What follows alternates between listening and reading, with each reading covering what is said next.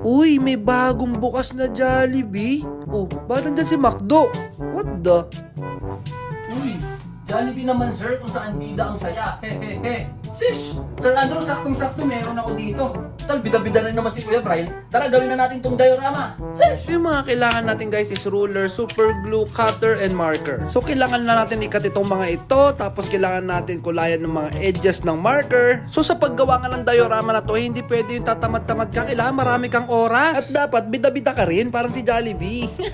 At habang kinukulayan ko to, nakita ko pa yung paborito kong Jolly Hotdog. Ano ba naman yan? Nagutom. O siya, idikit na natin muna itong mga pan 3D. Ayan no, tuldok-tuldokan nyo lang ng super glue yan guys. Tapos idikit nyo na. And tapos na, diba? Basic. So ito na nga yung finished product ng ating diorama. Ilagay na natin to si Damulag dahil nakarami na ng Jolly Hotdog. Sama na natin itong tropa mo na kala mo first time makakain ng Jollibee. At sumugod na ngayon isang barangay na naka-jeep. Tapos maya-maya lang nandyan na sila tito at tita. Napakaangas ng Toyota van. Tapos lumabas na yung driver ng jeep. Mag-yosi break daw siya. At maya-maya lang dumating na tong multicab na mukhang marami ikakarga sa likod. Nilagyan ko na nga rin ng asong gala para mukhang makatotohanan. Tapos dumating pa yung bida-bida mong tropa na kamukha ni McDonald's. So ito na nga yung finished product. Music please. Jollibee, Jolly, Jolly, Jollibee, Jolly, Jolly, Jolly, Jolly, Jollibee, Jolly. Nagutom talaga ako sa kakagawa natin ng diorama. So guys, till next time. Ako nga pala si Kuya Brian. Sheesh!